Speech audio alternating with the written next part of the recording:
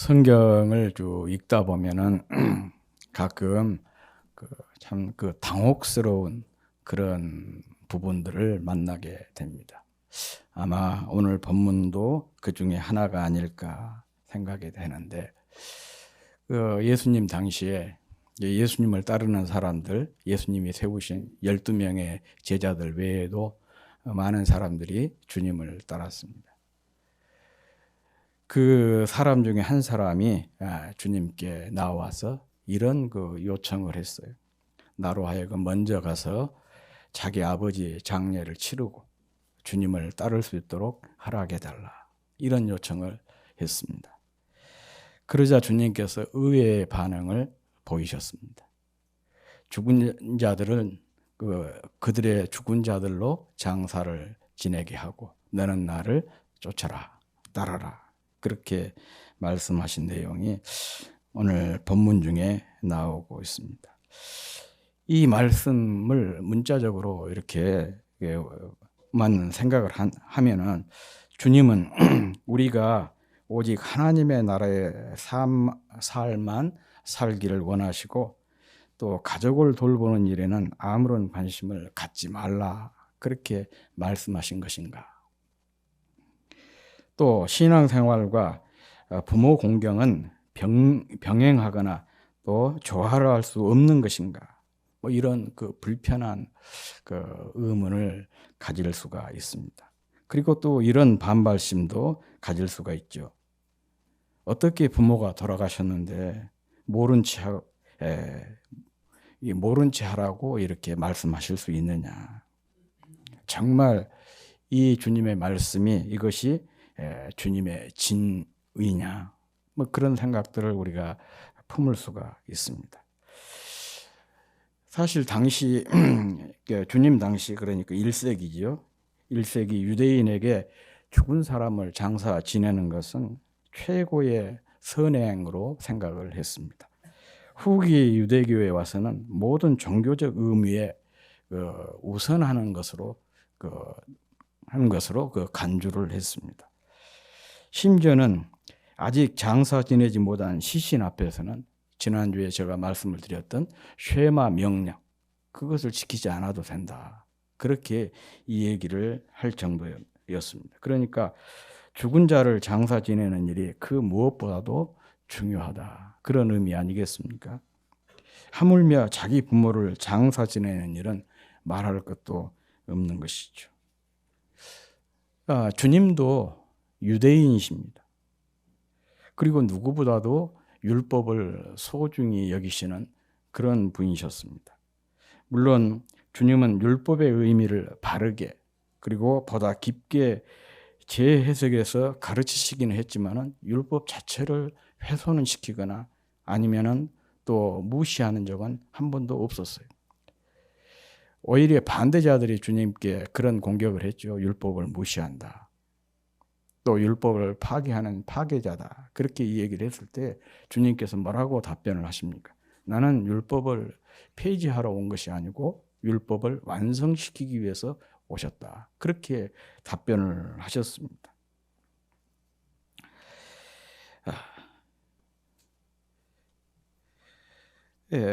그러니 유대인이 이렇게 소중하게 여기는 장례 예식을 주님께서 이렇게 무시하는 이런 발언을 했으리라, 그렇게 우리가 생각할 수가 없는 것이죠. 그래서 우리가 성경을 해석을 할 때 이런 부분을 만나면 문자적으로 해석을 넘어서서 그 문자 뒤에 있는 그 내용을 살펴야 되는 것이죠. 진지한 해석이 필요한 것입니다. 오늘 이 사건도 보면 몇 가지 특이한 점이 있습니다. 우선 이 사람의 요청입니다. 이렇게 요청을 하잖아요. 21절에 보면 제자 중 또 한 사람이 이르되 주여 내가 먼저 가서 내 아버지를 장사하게 허락하옵소서, 이렇게 요청을 하는데 여기에 보면 장사 또 하게 하다라고 하는 그 단어가 단순 과거형으로 되어 있습니다. 장사는 단순 과거형이고 무엇을 하게 하다라고 하는 것은 단순 과거 명령형입니다. 뭐 우리 문법, 영어 문법에는 없는 그런 그 문법이에요. 헬라어에 있는 조금 더 독특한 그런 문법입니다. 단순 과거라고 하는 것이. 언제 단순 과거형을 사용하냐? 과거에 일어난 이례적인 사건, 또 역사적인 사건을 얘기할 때 단순 과거형을 사용합니다. 그러니까 사람이 죽는 것은 한 번 죽지 않아요. 자꾸 죽는 것이 아니니까. 그래서 단순 과거형을 사용하고 있는 거죠. 제가 그 신앙생활 하다가 구원의 확신을 확실하게 제가 그 깨닫게 된 때가 있었어요. 그때가 뭐 그 아이들과 청소년 아이들과 성경 공부를 그 요한복음을 가지고 하다가 거기서 제가 깊이 확인을 하게 된 계기가 있었습니다. 요한복음 1장 12절 말씀인데 그 말씀을 이렇게 강의를 하면서 그걸 헬라어 문법 단순 과거형을 거기서 제가 깨닫게 된 거예요. 거기에 보면 영접하는 자 곧 그 이름을 믿는 자들에게는 하나님의 자녀가 되는 번세를 주셨다. 이 되는이라고 하는 단어가 단순 과거형이에요. 한 번 됨으로 영원히 된다는 것이죠. 이 구원이라고 하는 중생이라고 하는 거듭남이라고 하는 사건은 과거적인 구원인데 그 구원은 한 번 됨으로 영원히 되는 거예요. 그래서 내가 예수님을 영접했고 예수님을 구주로 고백을 했으니까 이제 나는 그 하나님의 자녀가 되었다. 그 어떤 일이 있어도 이 사실이 절대로 변하지 않는다. 변할 수가 없다. 그런 확신을 갖게 되었던 계기가 있었습니다. 바로 이게 단순 과거형이에요. 과거에 일어난 이례적인 사건, 역사적인 사건. 역사적인 사건도 비슷한 사건들이 반복될 수는 있지만 그러나 그 역사적인 사건은 단 한 번 역사 속에서 일어난 사건 아니겠어요? 그래서 단순 과거형을 사용합니다. 그러니까 이 본문에도 장사, 뭐뭐하게 하다 이것을 단순 과거형을 사용하고 있다는 것은 뭐예요? 이미 이 사람의 아버지가 죽었다는 것 아니겠습니까? 그리고 유대인들은 사람이 죽으면 바로 당일에 장례를 치릅니다. 그러니까 그 시신을 그 무덤에 안장을 해요. 그런데 한번 생각을 해보십시오. 이미 아버지가 돌아가셨고 당일에 장사를 치러야 되는데 이 사람이 자기 아버지 장사 치르는 것을 미루고 지금 주님께 달려와가지고 이런 요청을 했다. 그런 의미가 되는 거잖아요. 그러니까 이것은 유대 사회에서 절대 있을 수 없는 그런 사건이에요. 그런 점에서 조금 이게 문제가 있다. 또 하나, 이 사람의 요청에 대한 주님의 대답입니다. 주님께서 22절에 예수께서 이르시되 죽은 자들이 그들의 죽은 자들을 장사하게 하고 너는 나를 따르라 그랬어요. 이 말씀도 가만히 생각을 해보면 그렇습니다. 윤리적, 율법적인 문제를 떠나서 현실적으로 안 맞는 얘기예요. 어떻게 죽은 사람이 장사를 치를 수가 있겠어요? 죽은 사람은 아무것도 할 수가 없잖아요. 그게 죽은 사람의 특징인데, 죽음의 특징인 것인데, 주님은 그들의 죽은 자들이 장사를 하게 해라. 그러니까 이것은 그 현실적으로도 맞지 않는 그런 표현인 것입니다. 그리고 주님의 이런 문제의 발언을 듣고도 주변 사람들이 조용했다는 거예요. 사실 제가 앞서 설명을 했던 것처럼 이 사람의 그 요청이나 또 그 사람의 태도나 이 사람의 요청에 대한 주님의 이 발언 자체만 놓고 보면은요, 이 말을 들은 사람들이 참 그 분노하고 또 경악을 해도 했어야 될 그런 사안인 것이죠. 그런데 누구도 이 사람의 이런 태도나 주님의 이 문제의 발언에 반응하는 사람들이 없었습니다. 그러면 당시에 주님의 이 말씀을 들은 사람들이 다 모두가 다 주님을 옹호하고 주님께 대해서 호의적인 사람들만 있었느냐? 그렇지 않죠. 주님 주변에는 뭐 제자들처럼 또 이렇게 주님을 옹호하고 호의적인 사람들도 있었지만 그에 못지않게 주님을 공격하기 위해서 틈을 노리고 있는 사람들도 많이 있었어요. 그래서 우리가 복음서를 읽어보면 그 주님과 그 유대인들 간에 이런 충돌이 한 사건들이 자주 나오고 있지 않습니까? 그럼에도 불구하고 정말 이것은 돌을 들고 죽이겠다고 달려들어도 전혀 어색하지 않는 그런 상황인데도 불구하고 누구도 이런 주님의 문제적인 발언과 자기 아버지가 돌아가셨는데 장례도 치르지 않고 주님께 와서 이런 그 요청을 하는 이 제자에 대해서 아무런 반응을 보이지 않았다는 것이죠. 이 말은 무슨 의미겠습니까?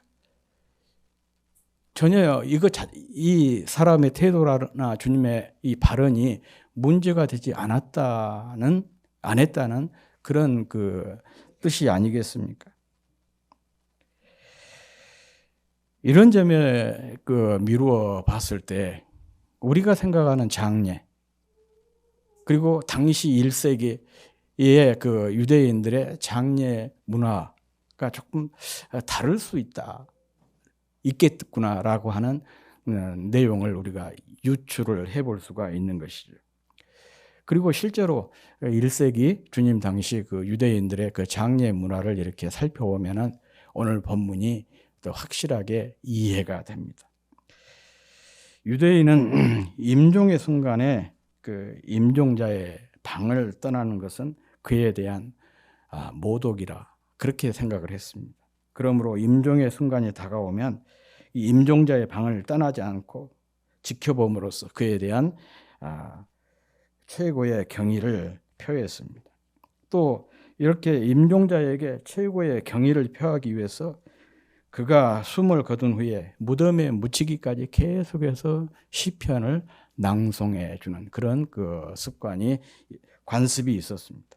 그리고 죽으면 즉시 가족 무덤이 있는데 그 무덤에 안장을 했습니다. 그리고 무덤에 안장하고 7일 동안 애도의 기간을 갖고 그리고 한 달 동안은 그 중요한 종교적인 명절이나 행사에 참여하지 못했어요. 심지어는 예를 들어서 부모가 돌아가시는 그 기간에 유월절이 되었다. 그러면 유월절 행사에 참여할 수가 없었던 것이죠. 성전에도 회당에도 참여할 수가 없었습니다. 이것으로 그들의 장례 예식이 끝난 게 아니에요. 그리고 거의 한 1년 정도 기다렸다가 다시 무덤을 찾아가고 한 1년 정도 지나면은 시신의 그 살이 다 썩어서 흙이 되어버리고 무엇만 남게 되느냐? 뼈만 남게 되죠. 그러면 그 뼈를 거두어서 돌로 된 그 유골함에 거두어서 이제 그 담는 것. 거기까지가 소위 말하면 유대인들의 장례 예식이었습니다. 그래서 사람이 죽었을 때 무덤에 안장하는 것을 1차 장례라 그렇게 얘기를 하고 또 1년 동안 이렇게 살이 다 썩고 뼈만 남은 것을 유골함에 담는 그런 예식을 2차 장례 예식이라 그렇게 이 얘기를 합니다. 그러니까 오늘 본문에서 아버지의 부친의 장례를 치른 후에 치르고 나서 주님을 따르게 해달라 요청한 그 내용은 아마도 자기 아버지가 돌아가시고 무덤에 안장하고 애도의 기간을 거친 후에 주님께 찾아와서 남은 그 장례 기간도 그러니까 유골을 거두어서 유골함에 넣는 데까지 그것을 허락해 달라고 요청한 것이죠. 그러자 이런 그 제자의 요청에 대해서 주님께서 남은 장례 절차는 다른 가족들 있지 않냐. 가족들에게 맡기고 너는 즉시 나를 따르라. 그렇게 요구하신 것입니다. 앞에서도 언급했지만 사실 주님은 이 사람의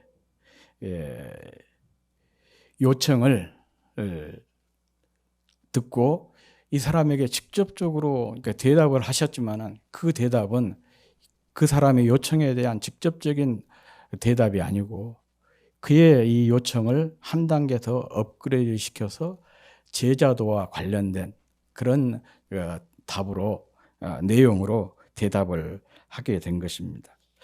그 이유는 이 사람의 개인적인 요청을 일반화해서 주님이 대답을 하고 답변을 하고 계신 것을 통해서 확인할 수가 있습니다. 주님이 그렇게 말씀하셨죠. 죽은 자들이 그들의 죽은 자들을 장사하게 하라. 여기서 주님은 죽은 자를 단수가 아니라 복수로 죽은 자들이라고 표현을 하고 계셔요. 이 제자의 이 사람의 요청에 대한 답이었다면 당연히 죽은 자 단수로 그렇게 말을 했어야 되지 않겠어요? 그런데 주님은 죽은 자 이렇게 단수로 말씀하시지 않고 죽은 자들 이렇게 얘기한 거예요. 그러니까 이 사람의 아버지를 지칭한 것이 아니라 모든 죽은 자를로 그렇게 일반화시켜서 대답을 하고 계신 것이죠. 주님은 이 사람에게 답을 하신 것이 아니라 이를 통해서 다른 교훈, 제자의 도, 그러니까 주님을 따르는 길에 대한 새로운 교훈을 하고 계신 것입니다. 그리고 실제로 이 본문 자체가 그런 내용이에요. 주님을 따르는 길의 중요성과 그 긴급성 혹은 긴박성을 강조한 그런 내용입니다. 오늘 그 문제가 되었던 이 내용 앞에 보면 한 서기관이 주님께 나와서 주님이 어디로 가시든지 따르겠다 그렇게 이 얘기를 하지 않습니까? 그때 주님께서 이렇게 반응을 하셨습니다. 예수께서 이르시되 여우도 굴이 있고 공중의 새도 거처가 있으되 인자는 머리 둘 곳이 없다 하시더라. 이렇게 말씀을 하셨습니다. 나를 따르겠다면 이런 생활을 함께 할 용의가 있냐? 그 인자는 머리 둘 곳이 없는데 그런 그 생활을 할 수가 나와 함께 할 수가 있겠냐? 또 내가 가진 모든 안락한 생활을 포기하고 이런 생활을 할 결단이 되어 있느냐? 그런 그 말씀인 것이죠. 그런데 그 뒤에 이 제자의 반응이 없는 것을 보니까 아마 이 서기관의 반응이 없는 것을 보니까 포기하고 돌아간 것 같습니다. 그냥 겉으로 드러나는 모습, 예수님께서 뭐 병자를 고치고 기적을 행하고 그러니까 사람들이 막 박수갈채를 보내고 환호를 하고 그러니까 야, 이분 따라다니면 뭐 나도 영화를 얻을 수 있지 않을까, 그런 마음에 주님께 나도 당신의 제자가 되겠습니다 그렇게 요청을 했는데 주님이 여우도 굴이 있고 공중에는 새도 집이 거처가 있지만 인자는 머리 둘 곳이 없다 그렇게 대답을 하시니까 그런 생활을 못하지. 내가 지금 그런 것까지 다 포기하고 어떻게 따를 수가 없지. 그래서 포기를 한 것 같습니다. 반면에 부친의 장례를 핑계로 주님을 따르는 것을 미룬 그 사람에게는 강력하게 결단을 촉구하는 그런 말씀을 하시게 되었습니다. 이 과정에서 논란이 된 본문의 내용이 나오게 된 것입니다. 이 본문과 비슷한 내용이 누가복음 9장에도 나오고 있습니다. 그런데 이 누가복음 9장에는 한 사례가 하나가 더 첨가되어 있습니다. 그리고 또 거기에서는 그 세 번째 사례에 대해서는 주님이 직접 그 사람에게 말씀을 하셔. 너는 나를 따르라. 그렇게 요구를 하셨어요. 그러자 이 사람이 이런 반응을 보이죠. 나로 가서 가족과 작별 인사를 하고 따르겠습니다. 그러자 주님이 이런 말씀을 하시죠. 예수께서 이르시되 손에 쟁기를 잡고 뒤를 돌아보는 자는 하나님의 나라에 합당하지 아니하니라 하시니라 그랬어요. 쟁기질이라고 하는 것은요, 아무나 하는 게 아니에요. 그리고 정말 쟁기질은요, 앞을 똑바로 보고 가도 제대로 하기가 쉽지를 않습니다. 그런데 쟁기질을 하면서 자꾸 뒤를 돌아본다는 것은요, 그 쟁기질을 제대로 해낼 수가 없는 것이죠. 이집트를 탈출한 이스라엘 백성들의 문제가 바로 여기에 있었습니다. 그들이 이집트를 나왔으니까, 그리고 홍해를 건넜으니까 그들이 들어가야 될 가나안 땅에 거기에 초점을 두고 거기만 바라보면서 나가야 되는데 이들이 자꾸 뒤를 돌아본 거예요. 애굽 생활을 자꾸 회상을 하고 회고를 하고. 그때 우리가 고기 까마 곁에서 고기 먹던 거, 또 부추 먹고 뭐 이런 거 자꾸 그런 것을 생각을 하면서 광야 생활이 힘들고 어려우니까 불평하고 원망했습니다. 또 불평과 원망만 하는 것이 아니라 모세에게 대들기까지 했던 것이죠. 모세에게 대든 것은 결국은 하나님께 대한 도전이 되는 거 아니겠습니까? 그래서 광야에서 죽은 사람이 그렇게 뒤를 돌아보다가 낙오가 됐던 것입니다. 주님을 따르는 것은 말할 것도 없는 것이죠. 주님을 따르는 일은 집중해야 되고 지체하거나 한눈을 팔아서는 안 되는 인생의 가장 긴급하고 중요한 일인 것이죠. 물론 그들이 주님을 따르지 않겠다 그렇게 말한 적은 없습니다. 주님을 따르겠다고 하면서 핑계를 대면서 지체했던 것이죠. 부친의 장례나 가족에게 작별 인사도 안 되냐는 것이죠. 아무리 주님을 따르는 일이지만 사람 도리는 해야 하지 않느냐. 그런 표현이에요. 뭐 틀린 얘기는 아니죠. 그렇지만 그것이 주님을 따르는 일에 방해가 되는 일이라면 과감하게 버리는 것이 옳다는 것이 바로 주님의 말씀인 것입니다. 이런저런 이유를 따지다 보면 끝이 없죠.